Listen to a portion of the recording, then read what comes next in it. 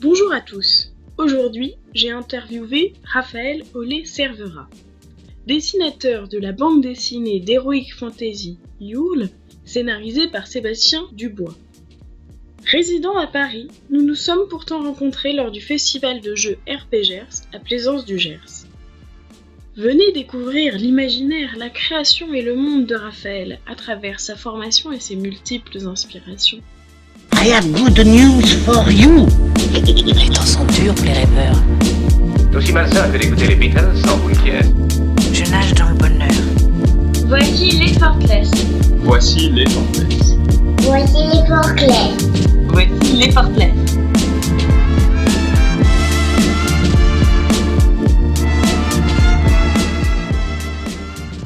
Bonjour Raphaël. Alors, comment te présenterais-tu En tant qu'être humain, en tant qu'être humain? je suis quelqu'un d'assez particulier parce qu'à la base j'ai toujours voulu dessiner, mais c'est à cause en fait du fait que tout petit je savais que j'étais vraiment nul en maths que j'ai fait du dessin. D'accord. C'est-à-dire que au tout début je voulais plutôt aider les gens, faire de la médecine ou quelque chose comme ça, et puis quand on m'a dit qu'il fallait être bon en sciences, donc en mathématiques, j'ai dit bon je vais dessiner en fait. Donc maintenant j'aide les gens plus alors en leur racontant des histoires, j'espère qu'ils les fait un peu rêver, et puis en créant des univers visuels. Je fais pas que raconter des histoires, même si j'ai écrit aussi certains scénarios. J'ai plutôt appris à mettre en scène des histoires, soit avec du storyboard, des choses comme ça. Avec le temps, en fait, on apprend à dessiner, mais l'espèce d'ingratitude vis-à-vis de la bande dessinée ou du dessin figuratif, c'est que les gens, ça a changé, hein, parce que maintenant, les super-héros avec l'industrie de Hollywood ont pris tellement d'importance que c'est quand même plus pris au sérieux. Mais il n'y a pas très longtemps, dans les écoles d'art appliqué ou de dessin, c'est toujours des fois un petit peu mal vu, parce que c'est un peu détournant, ça n'a pas un gage artistique très profond, quoi, en fait, de représentation ou de personnage. Je pense que ça va évoluer. Et puis c'est comme tout, de toute façon, c'est pas parce qu'on fait un super-héros que forcément c'est nul ou forcément c'est intéressant. Ce qui est important, comme d'habitude, c'est les histoires qu'il y a derrière. Donc même si moi je dessine, la particularité c'est que je sais que le plus important, de toute manière, c'est l'histoire. Vraiment l'histoire qu'on raconte, que ce soit sur un média comme au cinéma, après que ce soit avec des comédiens ou en film d'animation, du dessin aussi, ou en bande dessinée, comme ce que je fais moi, parce que je voudrais faire définitif, parce qu'on peut raconter tout type d'histoire à moindre frais, en fait, plutôt que de le faire en film d'animation. D'histoire? Moi, c'est plutôt aventure. Oui. Il faut vraiment des choses qui me fassent voyager plutôt que des choses qui se rapprochent vraiment de la réalité. C'est pour ça Pour s'évader un peu et... Ouais, et puis en dessin, on a envie de représenter des choses un peu hors du commun. En tout cas, moi, c'est ce que je préfère. Et c'est pour ça que moi, je voulais faire de la bande dessinée depuis longtemps. Et quand Sébastien, le scénariste avec qui je travaille, m'a proposé de collaborer à son univers, qui était un univers de jeux de rôle et de cartes, un petit peu similaire à Magic, Oui. avec des personnages, avec des particularités, des pouvoirs, des définitions, des ordres, enfin tout ce que ça comportait. Il avait fait un truc équivalent, puisque lui, c'était un gros joueur de jeux de rôle. Et puis il s'est dit à un moment, vu que c'était quelqu'un d'assez créatif lui aussi, et plus au niveau des idées, il a créé son propre univers en fait. Ce qu'on a fait, c'est qu'on a mélangé notre talent, je dirais. Lui, il avait beaucoup de facilité à créer des choses en termes d'idées, de jouabilité, tout ça. Et moi, j'adorais les représenter visuellement. Donc on a fait quelques dessins pour ces cartes. Et puis comme on a bien accroché, moi je lui ai dit écoute, j'aimerais bien à un moment faire une bande dessinée. Il m'a dit moi j'aimerais bien en écrire une. Et donc voilà, d'apprenti médecin qui n'a jamais eu lieu, je suis devenu dessinateur finalement professionnel. Alors on est libre de faire un petit peu ce qu'on veut, et puis pour quand même manger à côté, puisqu'il faut quand même vivre, expérimente d'autres domaines de dessin qui ont besoin de nos connaissances. Notamment, justement, comme moi je suis passionné de cinéma, j'ai bossé pas mal pour des longs métrages, fait du storyboard, Projet d'abord chez Luc Besson, ensuite chez Gaumont, et puis maintenant avec plein d'autres types de productions et de films. Et donc là c'est pas mal parce qu'on progresse énormément, déjà en termes de rapidité, des boîtes de com qui font appel à nos talents pour qu'il y ait un jeune réalisateur ou plusieurs même. C'est vrai que j'avais même bossé avec Olivier Nakache et Eric Toledano. Et j'avais pas mal bossé avec eux, comme c'est de la pub, pour la même boîte de prod qui a produit ce film. Le projet d'affiche pour l'arnaqueur, avec Romain Duris, des choses comme ça, où c'est pas forcément fait avec les comédiens, mais ils ont quand même toujours besoin d'un petit storyboard avant pour mettre en place les choses. Et Pour savoir comment ça va se passer. Et donc là où il faut être créatif, c'est plutôt en termes de mise en scène, c'est-à-dire savoir trouver un bon cadrage, un bon point de vue. Et des fois, on fait des suggestions justement à réalisatrice ou réalisateur en disant bah, moi je le verrais comme ça, ce serait sympa, qu'est-ce que t'en penses? Ah bah ouais, c'est mieux, bah non, moi je le vois plutôt comme ci. Cadre, ah oui, c'est bien, mais c'est trop petit, il faut être plus près. Voilà, donc c'est un super échange en plus, c'est vraiment un boulot d'équipe. Et rapidement, la production, puis toutes les équipes qui vont être derrière, qui vont devoir trouver les véhicules, les décors, ils ont une référence. Ils savent, bon bah là il nous faut une baie vitrée, ah bah là il nous faut un décor de lune parce qu'il y a l'extraterrestre qui débarque, ou alors c'est dans un jardin, voilà, il y a un petit vaisseau spatial qui décolle et qui atterrit. Ah bah il faut trouver un concepteur pour ce vaisseau, quoi. S'ils ont le budget pour, c'était prévu, bah, là il faut être créatif en design si jamais on est pris aussi en tant que designer. Mais sinon pour le storyboard par lui-même, il faut être plutôt créatif, effectivement, en cadrage, en mise en scène, mais voilà, il faut savoir être très clair surtout. Il ne faut pas forcément faire des jolis dessins, il faut faire des dessins compréhensibles par n'importe quelle personne de l'extérieur qui n'a pas vu cette réunion, qui n'était pas présent, mais qui fait qu'en voyant les dessins, c'est évident, on comprend ce qui se passe. Et donc ça sert énormément pour aussi la bande dessinée, justement, pour apprendre après à cadrer, à aller à l'essentiel. C'est un super bon exercice. Alors, quelle était ta formation? Moi, j'ai fait un baccalauréat d'art appliqué, où justement, ils détestaient ce qu'on faisait. Donc, j'ai été beaucoup décrié et ça a été difficile de se battre un peu contre les goûts obligatoires des professeurs qui étaient très branchés artistes.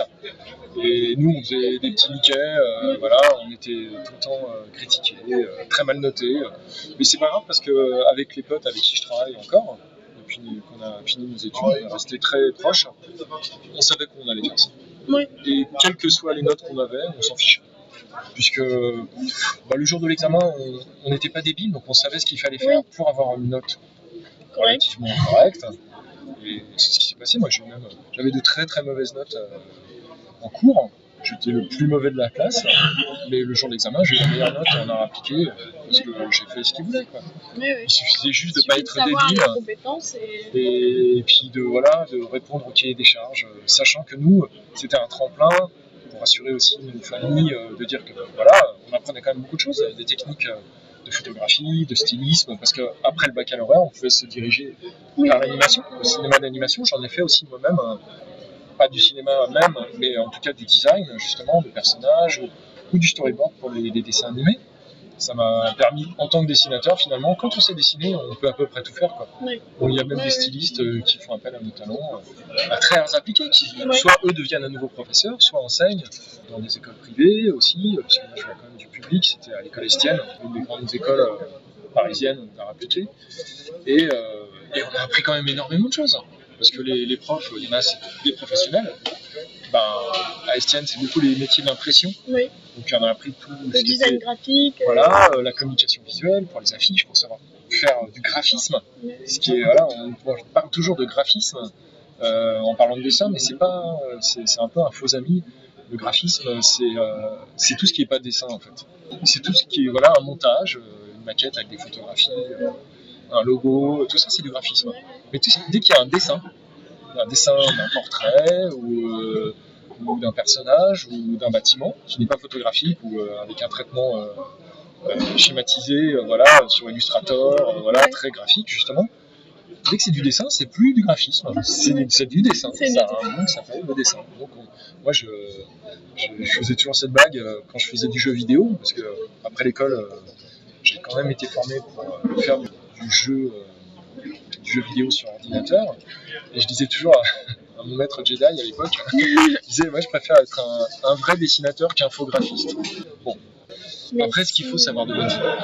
Et c'est vrai que plus on a une formation riche et éclectique, je pense justement, où on a eu des bases plus classiques, savoir, avant les films, même avant le numérique, qu'est-ce qu'il y avait ? Il y avait des films, il y avait des films, ça s'appelle film parce que c'était des pellicules, c'était un vrai film matériel, qui développait, comme les pellicules des appareils photo. Après, c'est du traitement d'image numérique, donc c'est que des mathématiques, et c'est retranscrit par ordinateur. Et après, le travail reste le même. Ce qu'il faut, c'est bien savoir mettre en scène. Et puis après, peu importe le style aussi. Parce que voilà, on parle de réponse et puis du style Disney classique, où ils faisaient la 2D avant, avec un côté très aquarelle comme Blanche-Neige.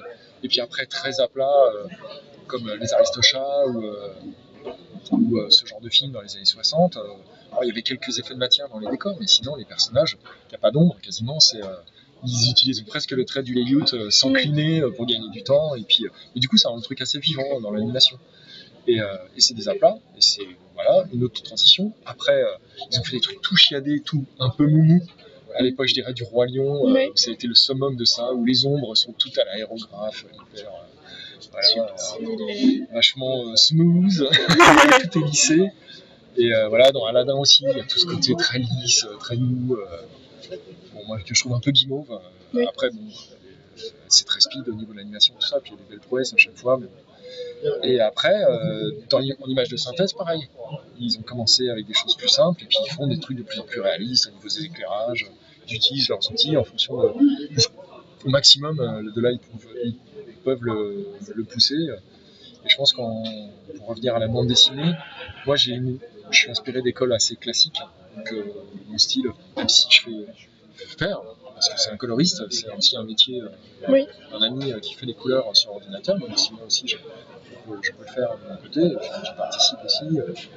En fait, c'est tous ces outils, puis ces façons de les utiliser quand on revient à la bande dessinée et quand on voit tout ce qu'il y a maintenant comme style graphique, même si moi c'est assez classique, bien que les couleurs soient faites sur ordinateur, je pense que j'ai des influences et puis des bases assez classiques dans mon inspiration, mais il y a des choses beaucoup plus récentes, des nouvelles figurations, depuis qu'en fait il y a eu des gens qui ont raconté des histoires, même sans être dessinateurs à la base, et qui ont fait évoluer les choses, comme les gens de l'association, comme Marjane, Satrapi par exemple, qui a fait des romans graphiques, et les Américains s'y sont mis aussi, les Canadiens. Et vous, comment tu trouves ton inspiration dans ton quotidien ou dans les... Énormément, ça a toujours été le cas. Déjà, quand on est petit, on copie beaucoup les autres dessinateurs, parce qu'on veut choper des trucs, comprendre. Et je pense que des réalisateurs aussi, peut-être, essayent d'analyser, comment il a filmé cette scène. C'est pas très créatif, c'est juste des bases, en fait.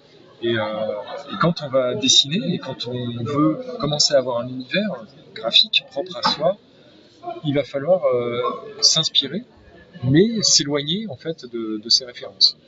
Et ce qui est bien, c'est d'avoir plein de références visuelles. Donc plus on a une richesse dans ses études, et après, que ce soit dans ses études à l'école ou ses études personnelles, quand on va voir des expositions ou qu'on va voyager à l'étranger, les voyages sont hyper enrichissants pour ça, ou qu'on va discuter avec des gens d'autres cultures, on va apprendre des choses. Ça va créer pour un auteur ou une auteure, un point de vue qui va s'enrichir avec des influences, que ce soit dans une lecture fantastique ou un petit peu magique comme Harry Potter. On se dit, moi j'aimerais bien faire des histoires comme ça, ou des choses plus quotidiennes, des amis qu'on a rencontrés en camping aux Seychelles, ou trouver de l'inspiration. Ça va être aussi par la culture des gens, leur potentiel à... Cet aspect de ce personnage, sa façon de voir les choses, c'est intéressant. Ça pourrait faire un chouette personnage ou une chouette idée d'histoire. J'écris aussi à côté, je travaille avec pas mal de gens qui écrivent des histoires, et j'écris aussi des synopsis, et qui après sont scénarisés par un autre ami pour faire du cinéma ou des choses comme ça. Parce que j'aime bien avoir des idées au fond de ma tête que j'aimerais bien un jour qu'ils soient mises en scène, que ce soit au cinéma, en animation ou en bande dessinée, peu importe. Et comme en général on n'a pas beaucoup de moyens, on finit par le faire en BD parce que c'est ce qui coûte le moins cher, et puis on n'est pas déçu, on le fait. Mais c'est vrai que les rencontres sont importantes en fait dans l'inspiration, et les rencontres aussi littéraires ou artistiques, c'est-à-dire quand on va découvrir un artiste, voilà, de tout petit on veut le copier, ou après on le lit quand on est adulte ou ado, et on se dit oh, c'est génial, mais là je peux plus le copier, mais tiens, ça va me donner des idées, j'ai envie de faire des designs un petit peu dans ce sens-là. Mais on va puiser dans des films, dans des romans, dans des conversations comme celle qu'on a là, un point de vue. En se disant, tiens, je vais regarder du coup, tiens, on parle de particules. Comment on fait que d'un seul coup, il y ait une ambiance, elle soit pas plate? Et ben ça marche parce que on crée un petit peu de réalisme dedans.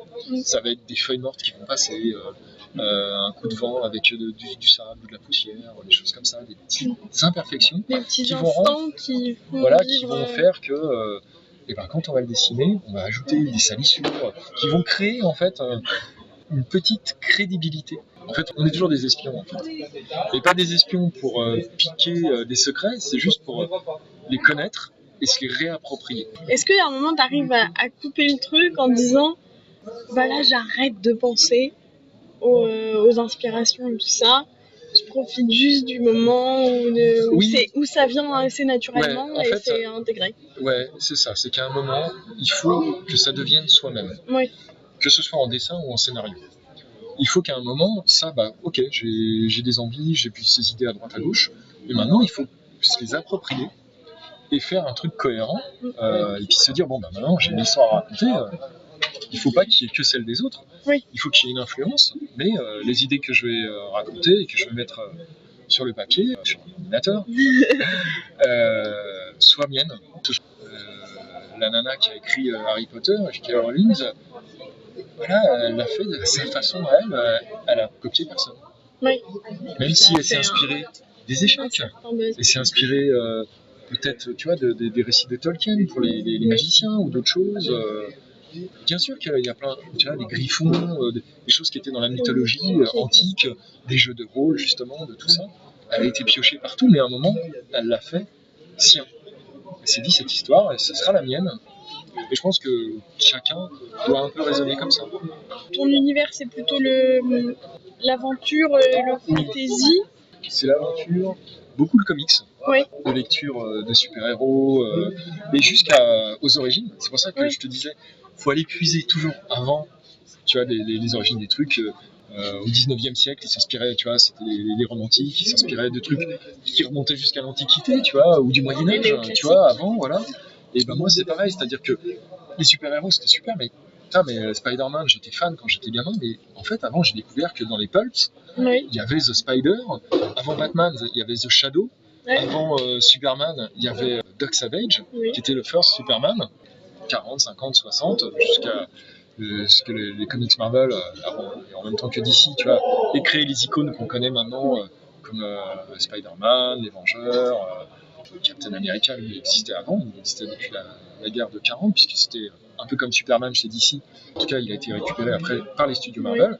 C'était des outils de propagande, en fait, qui servaient à une époque bien précise à galvaniser les troupes, voilà, la mentalité, tu vois, des Américains, pour dire on va s'en sortir parce qu'on est des warriors. On est super forts, on a Superman à nos côtés, Captain il va nous aider, et en fait c'est leur mentalité, c'est tout le pays qui les pousse à se dépasser, parce qu'ils sont géniaux et c'est les meilleurs et ils vont gagner parce qu'il n'y a pas d'autre issue. Forcément, c'est des Américains. Et c'est pour ça que ça a même évolué chez les Américains, parce que quand tu vois les films de Star Wars, tu vois, les vieux sages comme Yoda, il te dit à un moment, il t'apprend beaucoup de l'échec. Donc en fait, quand tu perds, c'est ça qui était pas mal dans les récits comme Star Wars, notamment les premiers films. J'ai adoré l'Empire contre-attaque parce que le héros s'en prenait plein la gueule. Donc c'était hyper déprimant, et à la fois on s'attachait d'autant plus à lui parce qu'on avait de l'empathie. Voilà, il n'était pas comme Superman, c'est l'un des plus chiants personnages parce qu'il est parfait.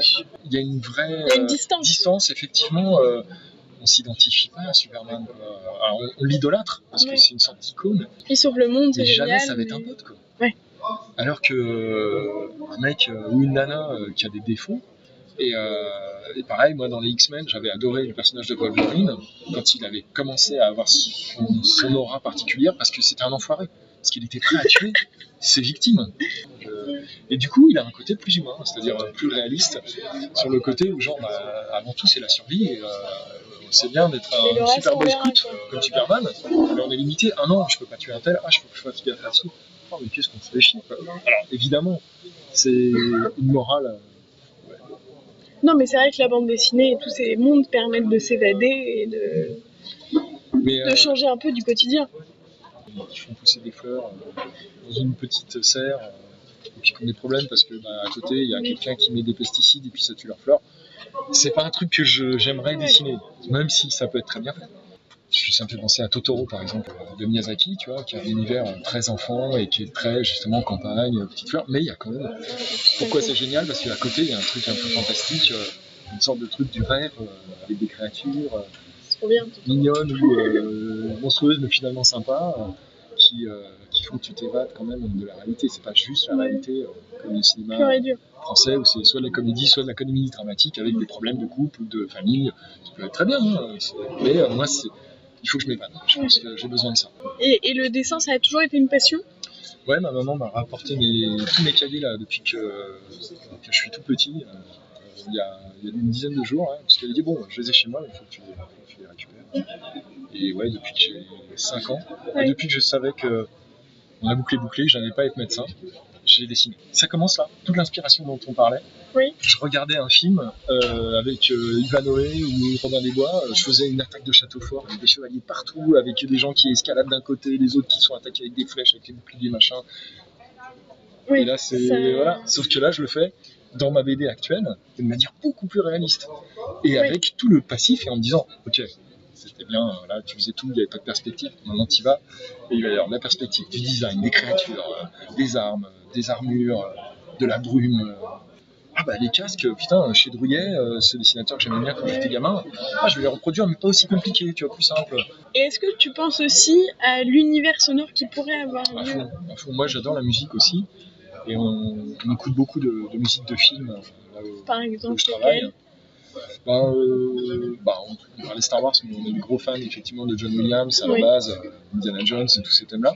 Quand on écoute l'ensemble de ces films, il y a des choix de musique d'ambiance aussi, des trucs un peu plus intimistes, et puis d'autres choses plus anciennes.